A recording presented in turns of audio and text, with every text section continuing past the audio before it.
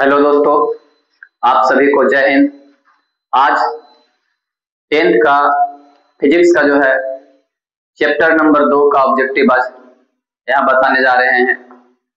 इससे पहले आपको जो है चैप्टर 1 का प्रकाश का परावर्तन जो था उसका पूरा जो है वीडियो डाल दिया गया है, आप लोगों ने देखा भी होगा उस पर। आज हम यहाँ प्रकाश का अपवर्तन का जो फिजिक्स का दूसरा चैप्टर उसका वीडियो यहाँ करने जा रहे हैं पूरा। बिल्कुल आपको इसमें जो है सिर्फ ऑब्जेक्टिव ही नहीं, जहां जहां हमें लगता है कि सब्जेक्टिव वहां जो है थ्योरी बताना हो तो उसका थ्योरी भी बताते हैं। सिर्फ इस क्लास को जो जब से फिजिक्स स्टार्ट किए हैं तो उसमें ये नहीं कि सिर्फ ऑब्जेक्टिव ही है, इसमें आपको थ्योरी भी बताया जाता है। एक तरह का ये जो है हाफ क्लास करने का मतलब है कि एक क्रैश कोर्स की भांति जो है ये चल रहा है, सिर्फ ऑब्जेक्टिव नहीं बनता जबकि इसमें थ्योरी भी बताया जाता है। तो आप लोग बने रहिए, देखते रहिए इस क्लास को। और आज हम स्टार्ट करते हैं प्रकाश का अपवर्तन, तो आप लोग देखते रहिए।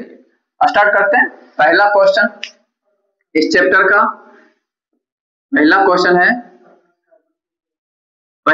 है प्रकाश का अपवर्तन क्या? अपवर्तन क्या है? तो एक ये थ्योरी के रूप में है, क्वेश्चन ऑब्जेक्टिव नहीं बल्कि थ्योरी के रूप में। पहले हम इसको समझ लें कि प्रकाश का अपवर्तन जो चैप्टर, तो प्रकाश का अपवर्तन होता क्या? आप लोग प्रकाश के बारे में बताए थे कि प्रकाश वह कारक है जिसकी सहायता से हम किसी वस्तु को देख पाते। पहला चैप्टर में था कि प्रकाश किसी वस्तु से परावर्तन होके जब हमारी आंखों तक पहुंचती है तब उस वस्तु को देख पाते हैं। लेकिन यहाँ है प्रकाश का अपवर्तन क्या है? यह अपवर्तन क्या होता है? तो प्रकाश का अपवर्तन का मतलब है कि प्रकाश है ना, प्रकाश जो है माध्यम में चलता है। माध्यम मतलब प्रकाश को चलने के अलग अलग जो है माध्यम होते हैं, अलग अलग रास्ते होते हैं। जैसे एक सघन माध्यम होता है, एक विरल माध्यम होता है। तो किसके सापेक्ष कौन सघन होगा कौन विरल होगा वहां बात वो अलग हो जाएगी, वहां बात करेंगे। तो प्रकाश का जो माध्यम जिसमें प्रकाश चलता है तो माध्यम होते हैं, एक सघन माध्यम होता है, एक विरल माध्यम होता है।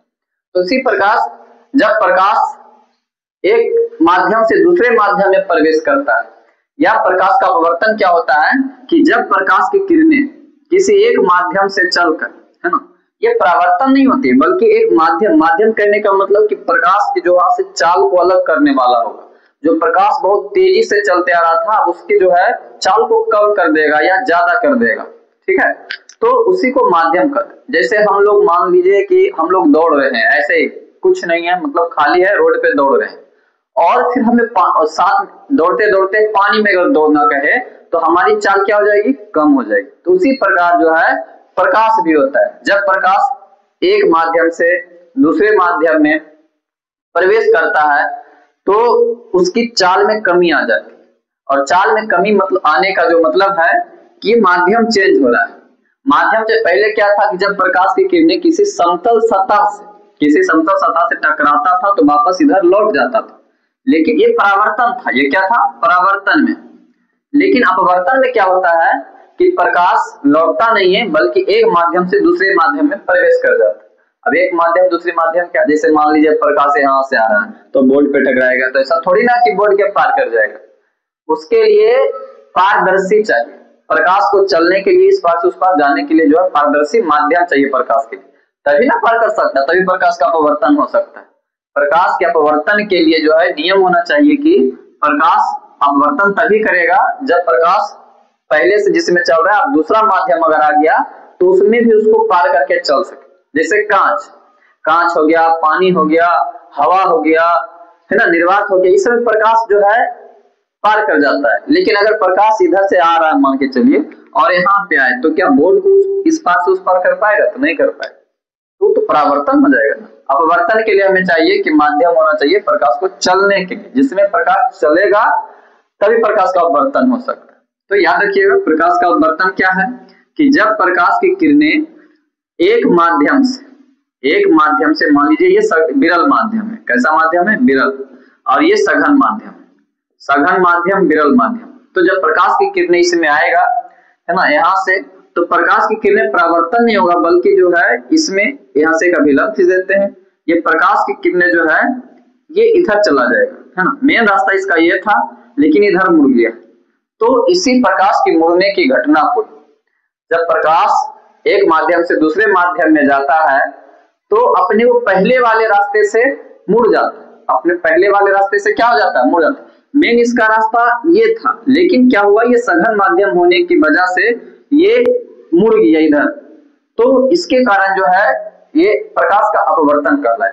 इस मुड़ने की घटना को, मतलब जब प्रकाश एक माध्यम से दूसरे माध्यम में प्रवेश करता है तो अपने पहले वाले रास्ते से विचलित हो जाता है, मुड़ जाता है, और प्रकाश की इसी मुड़ने की घटनाओं को प्रकाश का अपवर्तन कहते हैं। ठीक है, तो याद रखिएगा प्रकाश का अपवर्तन क्या है कि जब प्रकाश एक माध्यम से दूसरे माध्यम में प्रवेश करता है तो अपने पहले वाले रास्ते से मुड़ जाता है, इसे प्रकाश की मुड़ने की घटना को प्रकाश का अपवर्तन का क्या कहते हैं, अपवर्तन। हमने देखा था प्रकाश के परावर्तन में दो नियम होते हैं, इसमें भी प्रकाश के अपवर्तन के दो नियम होते हैं। प्रकाश के अपवर्तन के कितने नियम होते हैं, दो नियम होते हैं।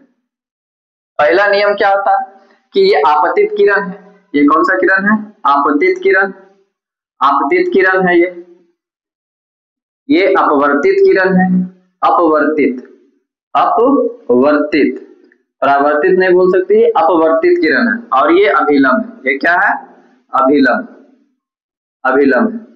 और ये हो जाएगा आपतन कोण और ये हो जाएगा परावर्तन कोण, आपतन कोण और परावर्तन कोण। तो आपतित किरण, अपवर्तित किरण और अभिलंब तीनों जो है एक ही तल में होते हैं, तीनों की तीनों क्या होते हैं, एक ही तल में होता है। ये प्रकाश के अपवर्तन का पहला नियम।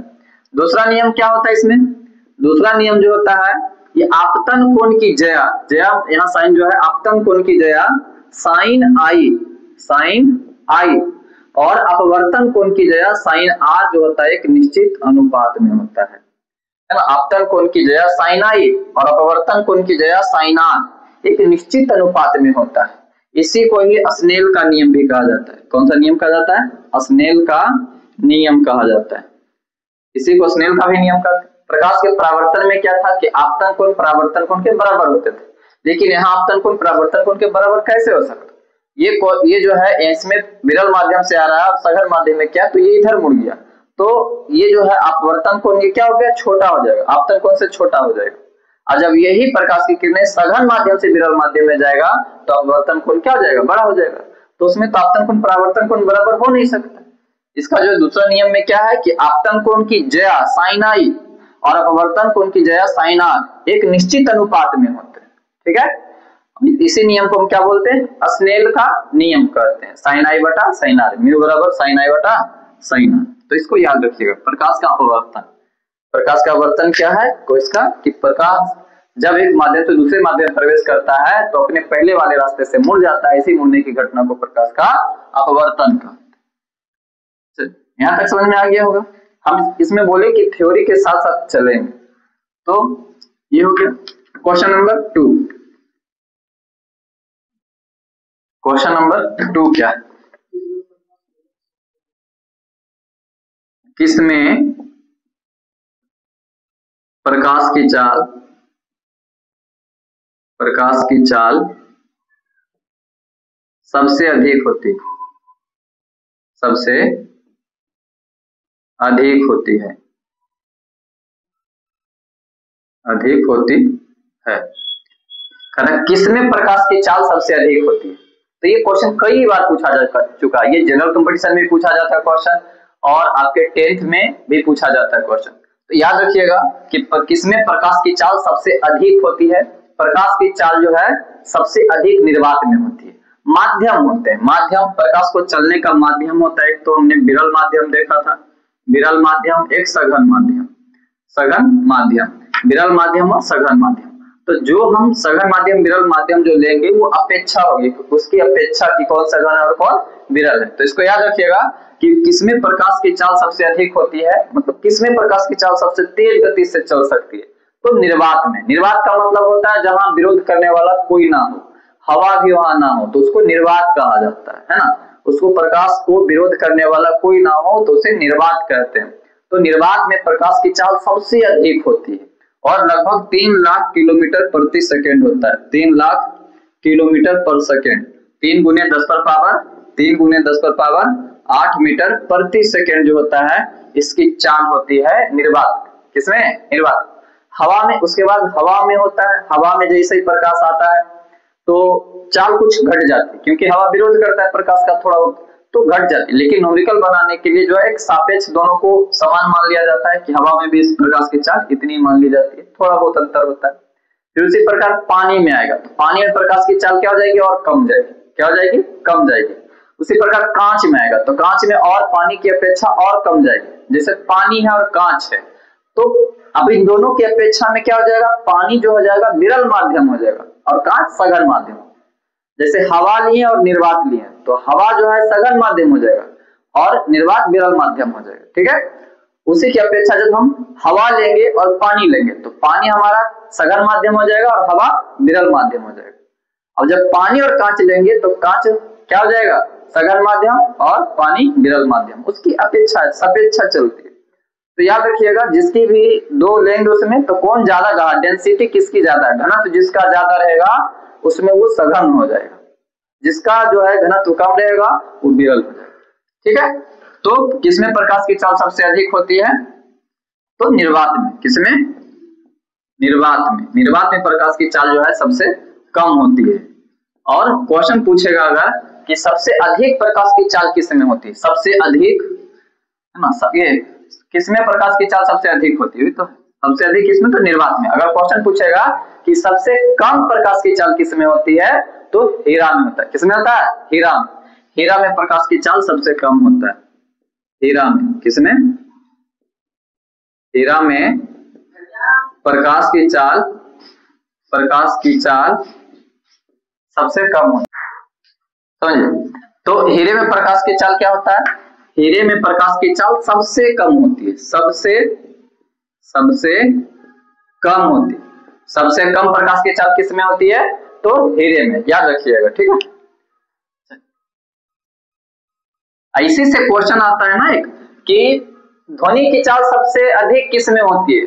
तो इसमें कंफ्यूजन बस मार देता है, बहुत सारा जो स्टूडेंट मार देते हैं कि ध्वनि जब प्रकाश बल याद रखा रहता है कि ध्वनि की चाल सबसे अधिक किसमें होता है। ये 10th के स्टूडेंट में सबसे ज्यादा होता है कंफ्यूजन कि ध्वनि की चाल सबसे अधिक किसमें था तो निर्वात में मार देता है प्रकाश वाला, जबकि ऐसा नहीं होता है। ध्वनि की चाल जो होती है सबसे अधिक इस्पात में, ठोस जो जितना ज्यादा होगा उसमें ध्वनि की चाल उतनी ज्यादा होगी। लेकिन निर्वात में कई स्टूडेंट जो जब से प्रैक्टिस करवाते हैं उसमें या टेस्ट लेते हैं तो उसमें बहुत सारों का जो रहता है उसमें निर्वात मार देता है।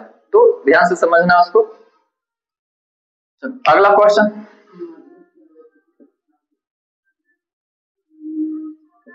देखिए, क्वेश्चन है माध्यम कितने प्रकार के होते हैं? कितने प्रकार के होते हैं? कितने प्रकार के होते हैं, है ना? या माध्यम क्या है? तो प्रकाश को चलने के लिए जो है जो रास्ते होते हैं वो माध्यम कहलाता है। क्या कहलाता है? विरल माध्यम है, विरल माध्यम और एक सघन माध्यम। विरल माध्यम और सघन माध्यम। विरल माध्यम जैसे में हवा से अगर मान लीजिए कोई प्रकाश जा रहा है, हवा से पानी में जा रहा है, हवा से किस में जा रहा है?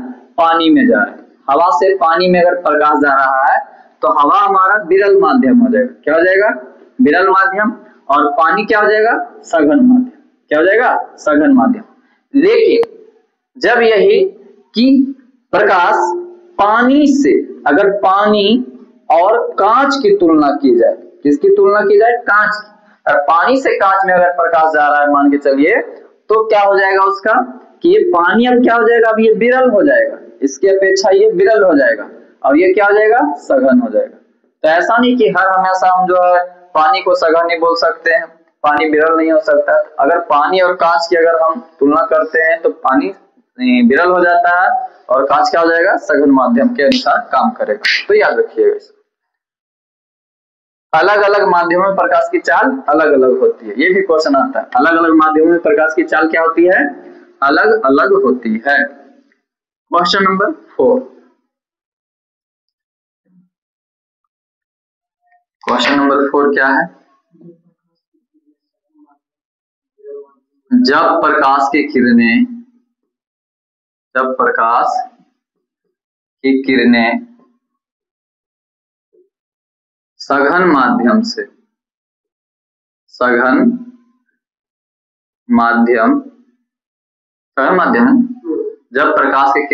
माध्यम से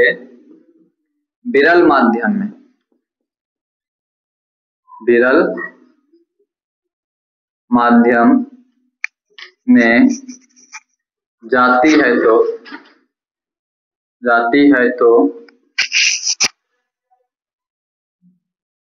जब प्रकाश की किरणें सघन माध्यम से विरल माध्यम में जाती है तो क्या होता है?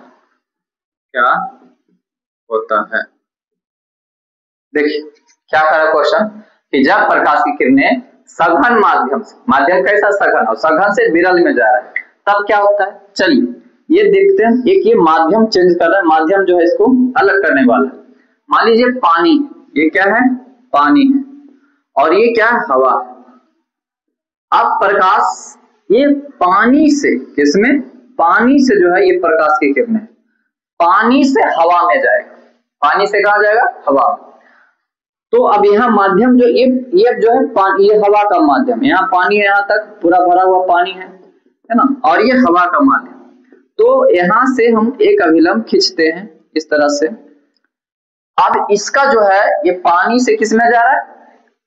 पानी से हवा, मतलब सघन से विरल में। जब प्रकाश की किरणें सघन से विरल माध्यम में जाता है तो क्या होता है? तो इसका मेन रास्ता ये था, इसका मेन जो रास्ता ये था, ये जो प्रकाश आ रही है इसका मेन रास्ता ये था। लेकिन जैसे ही सघन से विरल में पहुंचता है तो ये क्या होता है? ये रास्ता मेन ये था, लेकिन इधर ना जाके प्रकाश की किरणें इधर डाइवर्ट कर जाती है, मतलब अभिलंब से दूर हट जाती है। ये अभिलंब, ये क्या है? अभिलंब है। जब प्रकाश की किरणें विरल माध्यम से सघन, ये हवा है ना, ठीक है। जब प्रकाश की किरणें सघन माध्यम से विरल माध्यम में जा रही है, जब प्रकाश की किरणें क्या हो रही है कि सघन माध्यम से विरल माध्यम में जा रही है, तो प्रकाश की किरणें अभिलंब की ओर ना झुककर अभिलंब से दूर भागती। अभिलंब से क्या भागेगी? दूर भागेगी, ठीक है। जब प्रकाश की किरणें सघन माध्यम से विरल माध्यम में जाती है तो प्रकाश की किरणें अभिलंब से दूर हट जाती है। क्या हट जाती है? अभिलंब से दूर। लेकिन जस्ट इसका उल्टा होता, अगर प्रकाश की किरणें ये अगर ये रहता हवा और ये रहता पानी, अब हवा से अगर पानी में जाता प्रकाश की किरणें, यहां से हम अभिलंब जो है सतह कर रहे हैं, अलग कर रहे हैं, तब क्या होता कि इसकी मेन जो है ये रास्ता था, ठीक है, रास्ता ये था, लेकिन इस रास्ते पे ना जाके क्या हो जाएगा? ये अभिलंब की ओर झुक जाएगा। किधर झुक जाएगा? अभिलंब। मेन इस प्रकाश का रास्ता ये था, लेकिन इधर ना जाके जो है अभिलंब की ओर झुक गया। वजह क्या है? क्योंकि ये हवा से पानी में जा रहा है, विरल माध्यम से सघन माध्यम में जब प्रकाश की इन करता है तो वो अभिलंब की ओर झुक जाता है। किधर झुक जाता है? अभिलंब की ओर। और ये आया हुआ, और ये बिहार पुलिस के सेट में भी ये क्वेश्चन आया था, है ना, तो क्वेश्चन को याद रखिएगा, बिहार पुलिस में भी ये क्वेश्चन आया हुआ है, इसको याद रखिए क्वेश्चन, ठीक है। क्वेश्चन नंबर 5, क्वेश्चन नंबर 5 क्या है?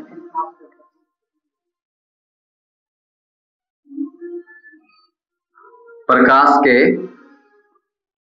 अपवर्तन के कितने नियम है? तो याद रखिए, अभी बताएं जस्ट प्रकाश के अपवर्तन के फर्स्ट क्वेश्चन में ही बताएं कि प्रकाश के अपवर्तन के 2 नियम होते हैं। प्रकाश के अपवर्तन के कितने नियम होते हैं? 2 नियम। पहला नियम आपतित किरण, अपवर्तित किरण और अभिलंब तीनों एक ही तल पे होते हैं। दूसरा क्या था? आपतन कोण की जगह साइन आई और अपवर्तन कोण की जगह साइन आर एक निश्चित अनुपात में। क्या होते हैं? एक निश्चित अनुपात में। तो याद रखिएगा प्रकाश के अपवर्तन के कितने नियम? 2 नियम, ठीक है। अगला क्वेश्चन, क्वेश्चन नंबर 6, जब कोई प्रकाश की किरणें दो माध्यमों को माध्यमों को अलग अलग करने वाली सतह पर लंबवत पड़ती है तो क्या होता है? चलिए समझिएगा क्या कह रहा है क्वेश्चन कि जब कोई प्रकाश की किरणें दो माध्यमों को अलग करने वाली, जैसे मान लीजिए ये जो है माध्यम है, एक ये हवा है, एक माध्यम ये हो गया, और एक ये पानी है, ठीक है। ये अलग अलग माध्यम है, ये अलग माध्यम है, ये अलग माध्यम है। तो इन दोनों माध्यमों को कौन अलग कर रहा है? ये सतह। तब कह रहा है जब कोई प्रकाश की किरणें दो माध्यमों को अलग करने वाली सतह पर, इस सतह पे लंबवत पड़ती है, जब प्रकाश की किरणें लंबवत पड़ रही है, परपेंडिकुलर 90 डिग्री पे आ रही है, तब क्या होता है? जब इसकी इस सतह पे जब प्रकाश की किरणें लंबवत पड़ती है तब क्या होता है? तब प्रकाश की किरणें जो होती है इधर उधर, ये परावर्तन नहीं होगा, आवर्तन ही होगा, क्योंकि माध्यम प्रकाश की किरणें जो है जैसे आ रही है वैसे ही पार कर जाती है। प्रकाश की किरणें क्या हो जाती है कि जैसे लंबवत आ रही है वैसे ही इस माध्यम में पार कर जाती है, मुड़ती नहीं, ना तो विलंब की ओर ना तो विलंब से दूर। ये दोनों जो है सेम, जब लंबवत पड़ती है तो इस तरह से अगर आएगा प्रकाश की किरणें तो ये जो है पार कर जाएगा, ऐसे ही मुड़ेगा नहीं। तो याद रखिएगा प्रकाश की किरणें मुड़ती नहीं है बल्कि लंबवत ही एक माध्यम से दूसरे माध्यम में पार कर जाती है, ठीक है। अगला क्वेश्चन नंबर 7।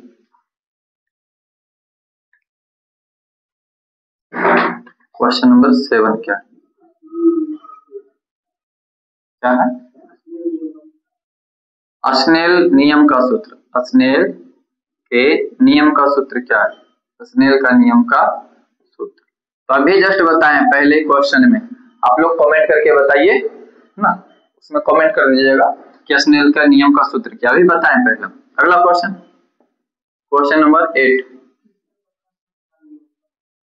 किसमें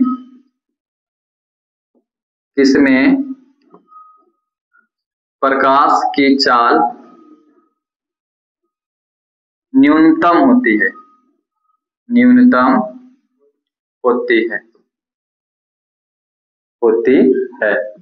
किसमें प्रकाश की चाल न्यूनतम होती है? न्यूनतम मतलब कम, न्यूनतम मतलब क्या होता है? सबसे कम। तो इसमें क्वेश्चन बताया उसी में, जब थ्योरी उस टाइम बता रहे थे फर्स्ट में, उसी टाइम बता चुके हैं कि किसमें प्रकाश की चाल न्यूनतम होगी। तो बता देते हैं फिर से कि प्रकाश की चाल सबसे कम जो होगा किसमें होगा? हीरा में। किसमें होगा?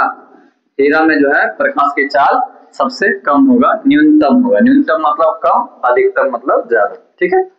अगला क्वेश्चन नंबर 9।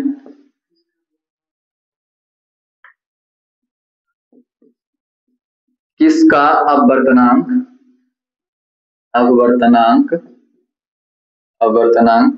म्यू है ना, किसका अपवर्तनांक सबसे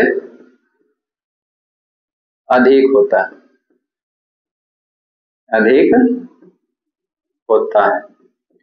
तो याद रखिएगा अपवर्तनांक है ना, म्यू बराबर किसका अपवर्तनांक सबसे अधिक होता है? तो सबसे अधिक अपवर्तनांक जो होगा हीरा का। किसका होगा? हीरा का अपवर्तनांक सबसे अधिक होगा। जिसमें प्रकाश की चाल सबसे कम उसका अपवर्तनांक सबसे ज्यादा। जिसमें प्रकाश की चाल सबसे कम उसका अपवर्तनांक सबसे ज्यादा। तो सबसे कम प्रकाश की चाल किसका था? सबसे कम प्रकाश की चाल किसमें था? हीरा में। तो हीरा में जो है सबसे कम प्रकाश की चाल, तो उसका अपवर्तनांक सबसे अधिक होगा। और हीरा का अपवर्तनांक कितना होता है? तो ये इसका आंसर हो जाएगा हीरा। और हीरा का अपवर्तनांक कितना होता है? तो 2.42 होता है। 2.42 हीरा का अपवर्तनांक कितना होता है? 2.42 है ना, 2.42।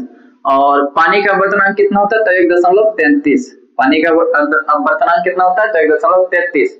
और वायु का अपवर्तनांक कितना होता है? तो लगभग 1 होता है। ये पानी का है ना। और हवा का कितना होता है? लगभग 1 के बराबर, 1.0 कुछ होता है समथिंग। तो याद रखिए 1 पूरा पूरी कितना? 1। हवा का अपवर्तनांक कितना होता है? 1 होता है। और सबसे कम अपवर्तनांक किसका होगा? तो निर्वात का, ठीक है, याद रखिएगा।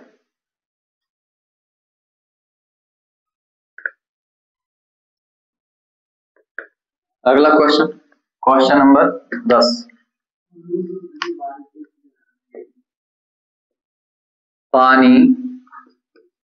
पानी से भरी बाल्टी की गहराई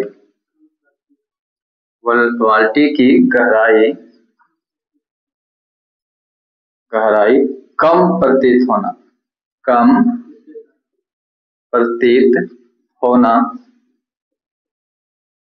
होना किसके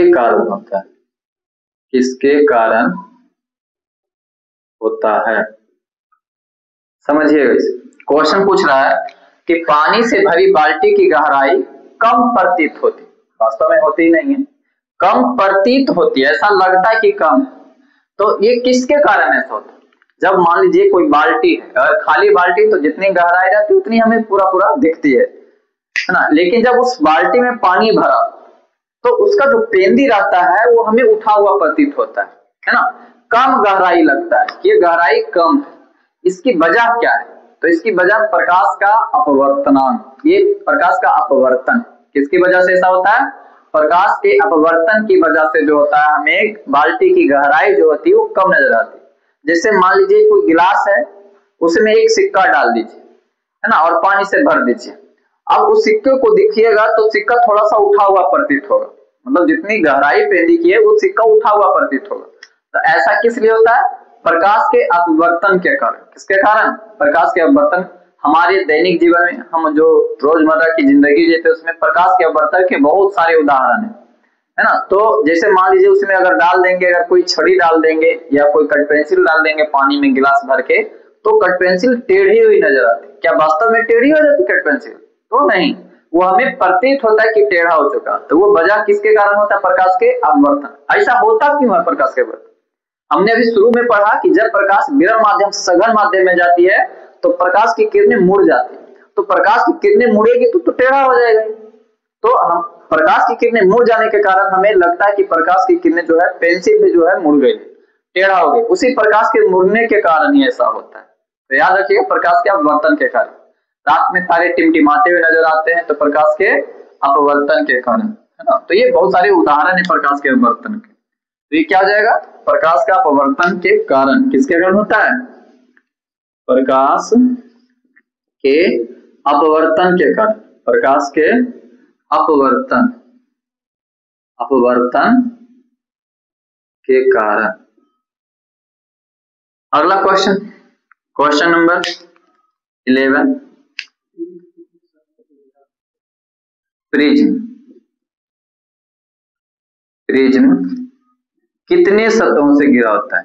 कितने सतहों से प्रिज्म कितने सतहों से घिरा होता है?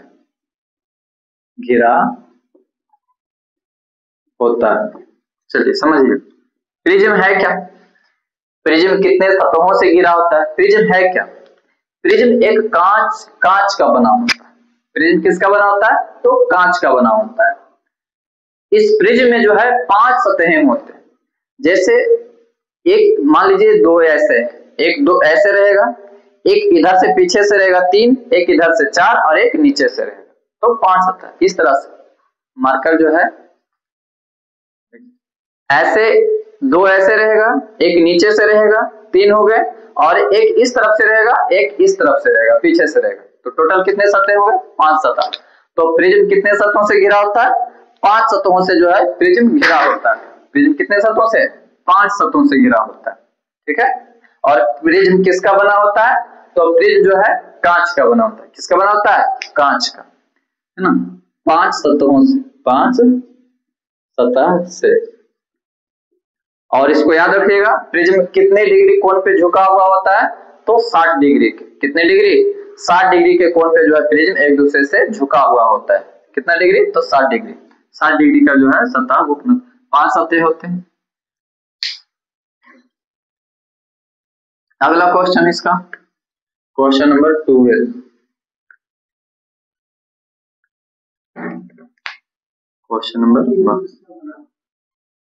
देखिए क्वेश्चन वही आ गया, प्रिज्म किसका बना होता है? तो प्रिज्म किसका बना होता है? कांच का बना होता है। ठीक है, याद रखिएगा। क्वेश्चन नंबर 13,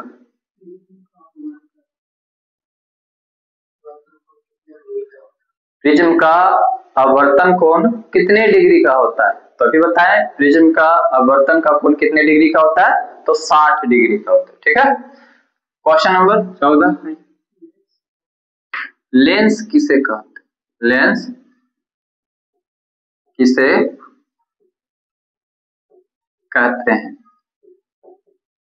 लेंस किसे कहते हैं? चलिए समझिएगा, लेंस किसे कहते हैं? लेंस जो होता है, ये लेंस एक पारदर्शी कांच होता है, उसके दो सतह है ना, जो कांच के दो सतहों को घिरने से, दो सतहों को, कांच के दो टुकड़ों को जब आपस में मिलाते हैं तो लेंस का निर्माण होता है। लेंस जो होता है कांच का बना होता है। लेंस के निर्माण में बहुत सारी चीजों का उपयोग भी होता है।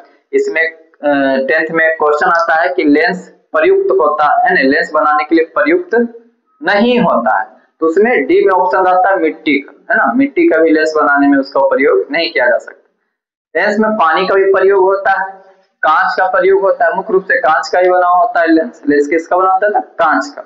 लेंस दो प्रकार के होते हैं। लेंस कितने प्रकार के? मुख्य रूप से लेंस कितने प्रकार के होते हैं? तो दो प्रकार के होते हैं। एक होता है उत्तल लेंस और एक होता है अवतल लेंस। लेंस कितने प्रकार के मुख्य रूप से होते हैं? तो दो प्रकार के होते हैं। एक होता है उत्तल लेंस, उत्तल लेंस, और एक होता है अवतल लेंस। एक उत्तल लेंस और एक अवतल लेंस, अवतल लेंस। अब उत्तल लेंस भी चार प्रकार के होते हैं, अवतल लेंस भी चार प्रकार के। वो आता नहीं क्वेश्चन, कभी आया नहीं है, लेकिन जो है चार प्रकार के उत्तल लेंस भी चार प्रकार के होते हैं, अवतल लेंस भी चार प्रकार के होते हैं, है ना। उत्तल लेंस होते हैं, समतोत्तल लेंस होते हैं, ये सब जो उसका भाग, तो उसमें क्वेश्चन नहीं पूछा हुआ। तो याद रखिएगा, लेंस दो प्रकार के, उत्तल लेंस और अवतल लेंस। लेंस किसका बना होता है? लेंस किसे कहते हैं? तो लेंस कांच का बना होता है ना। लेंस दो प्रकार के होते हैं, उत्तल लेंस और अवतल लेंस। आगे इस पे क्वेश्चन देखें। अगला क्वेश्चन है क्वेश्चन नंबर 15, लेंस में मुख्य फोकस, मुख्य फोकस, मुख्य फोकस की संख्या कितनी होती है? कितनी होती है? चलिए समझिए, लेंस में मुख्य फोकस की संख्या कितनी? चलिए यहाँ लेंस को बता ही दिया जाए पूरा, है ना, कि लेंस कैसे होते हैं, क्या क्या होता है। जो आइए समझते हैं सबसे पहले कि जब हम कांच के टुकड़े, किसके, मान लीजिए ये कांच, ये क्या है? कांच, और एक कांच, ये दो कांच होते हैं, इन टुकड़ों से दोनों से मिलाकर जो लेंस का निर्माण किया जाता है। अगर इन दोनों कांच के टुकड़ों को अगर हम ऐसे इसको लेके चले, ऐसे करके इस तरह से इस कांच को इसमें ओवरलैप कर दिया जाए, इसको ऐसे करके ओवरलैप कर दिया जाए इस कांच के, और इसको हटा दिया जाए, है ना, इस तरह से, तो ये जो लेंस बना, ये जो लेंस बनता है, ये लेंस उत्तल लेंस। कौन सा लेंस? उत्तल लेंस का निर्माण होता है। किस लेंस? ये कौन सा लेंस हो गया? उत्तल लेंस, है ना। अगर इसी को हम थोड़ा बड़ा करें तो ये इस तरह का होगा, इस तरह का। ये कौन सा लेंस है? उत्तल लेंस, उत्तल लेंस, ये उत्तल लेंस हो गया। अब इसमें देखिए क्या होता है, ये वाला एक लेंस, ये वाला कांच हो गया और एक ये कांच हो गया, इसको ओवरलैप किए, तो इसमें भी केंद्र है और इसमें भी केंद्र है, दोनों का केंद्र है, और इसमें भी फोकस होगा। जब हम उसमें पढ़ रहे थे, इसको रन देते थे, इसमें फोकस भी होता था और ये सेंटर भी होता था, तो इसमें भी सेंटर, इसमें भी सेंटर, इसमें भी फोकस, इसमें भी फोकस, तो ये इससे मिलके बना है। तो एक इधर भी इसका भी सेंटर होगा, इधर भी सेंटर होगा, दोनों का सेंटर होगा, तो इसका सेंटर जो है इधर की ओर होगा और इसका सेंटर इधर की ओर होगा, तो ये मुख्य अक्ष हो गया, यहाँ से यहाँ तक जो है ये मुख्य अक्ष हो गया लेंस का, ठीक है। अब इसका सेंटर इधर होगा तो ये भी सी हो जाएगा, और इसका सेंटर इधर होगा तो ये भी सी हो जाएगा। अब इसका भी, ये वाला जो भाग कटा हुआ है इधर का, इसका भी फोकस होगा, तो मान लीजिए फोकस डाल दिए, तो इसका भी फोकस होगा ये वाला, ठीक है।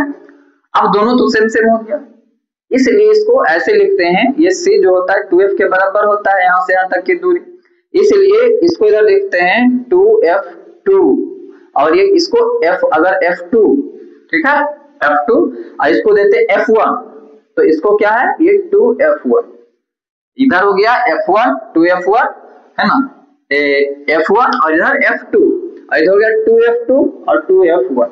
मतलब अब इसमें लेंस में मुख्य फोकस की संख्या कितनी हो गई, लेंस में जो मुख्य फोकस की संख्या कितनी हो गई, तो मुख्य फोकस ये है, ये तो सेंटर वाला है ना, ये सेंटर वाला है, वक्र का केंद्र वाला है, तो ये तो मुख्य फोकस का लाया नहीं, मुख्य फोकस की संख्या ये एक ये F1 हो गया और एक F2 हो गया, तो लेंस में मुख्य फोकस की संख्या कितनी होती है, तो 2 होती है, याद रखिएगा 2 होती है, क्या होती है, 2 होती है।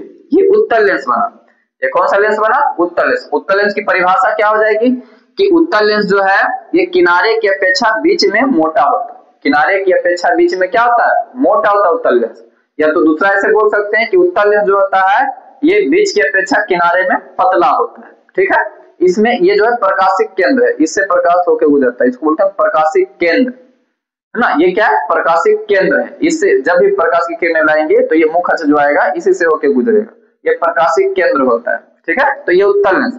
अवतल लेंस कैसे निर्माण होता है, इसी गोले को अगर मान लीजिए कि ये जो 2 गोला है, ये 2 गोले जो है ये कांच का जो है टुकड़ा है ये, अब इन 2 टुकड़ों को अगर हम एक टुकड़ा एक ये टुकड़ा, तो इस टुकड़े को अगर मान लो इस तरह से हम सजाते हैं, ऐसे करके लाते हैं और इसको इस तरह से ओवरलैप करके इसको मिला दिया जाता है, इसको हटा दिया, तो ये कौन सा लेंस बन गया, ये अवतल लेंस बन गया। कौन सा लेंस बन गया, तो अवतल लेंस। इस लेंस को हम क्या कहेंगे, अवतल लेंस। कौन सा लेंस, अवतल लेंस कहेंगे, ठीक है। ये अवतल लेंस हो गया और ये उत्तल लेंस हो गया। अगर इसी को हम बड़ा करें तो ये इस तरह का,